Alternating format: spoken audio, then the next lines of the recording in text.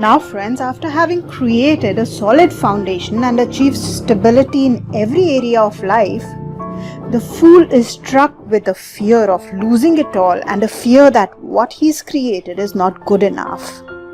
So he goes to a temple and he meets a Hierophant there, a wise and holy man.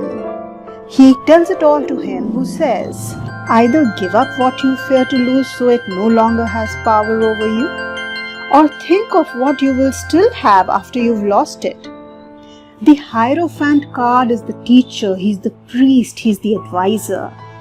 He's the answer that you receive when you have more questions than answers.